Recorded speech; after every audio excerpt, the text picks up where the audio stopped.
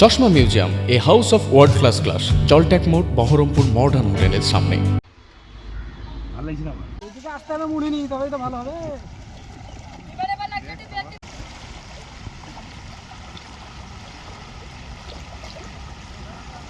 খাল দিন যা, খাল দিন যা।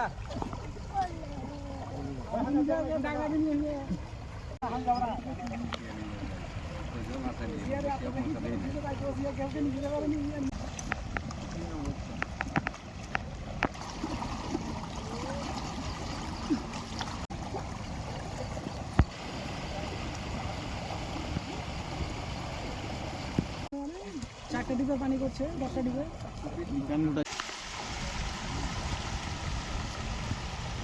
বর্তমানে ভালোই ছাপিং জল যেছে।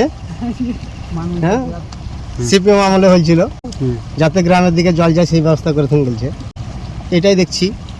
পথে আমরা পার হচ্ছি, অনেক খুশি খুশি করে দিয়ে গেছে। তো এই যে রাস্তা দিয়ে গেছে, হ্যাঁ, ডাঁশ, মোটা মোটা পাথর, পিচের কোনো ব্যবস্থা নাই।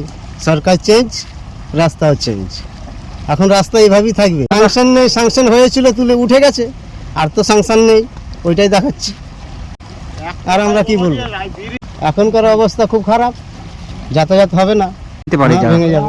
আমি ডাঙ্গাপাড়া থেকে আসছি, যাতায়াত হবে না। আমার নাম কৃষ্ণ মার্জি। যেতে পারছি না, একটু পার করে দিতে হলো, তার সাথে কোনো উপায় নেই। এইভাবে প্রায় পার করতে হয়, ঘটে যাবে তো কিছু। ছাত্ররা পাকা পাকা যাচ্ছে, কত একটা অ্যাক্সিডেন্টের ভয় থাকে ছাত্রছাত্রীদের। এই দিয়ে যাচ্ছে, রোড দিয়ে যাচ্ছে, দূর দিয়ে ঘুরে যাচ্ছে, অ্যাক্সিডেন্টের ভয় আছে, অ্যাক্সিডেন্টের একটা ভয় আছে। আচ্ছা, মানুষের যাতায়াত ভালো যাতে হয় সেটাই করতে হবে।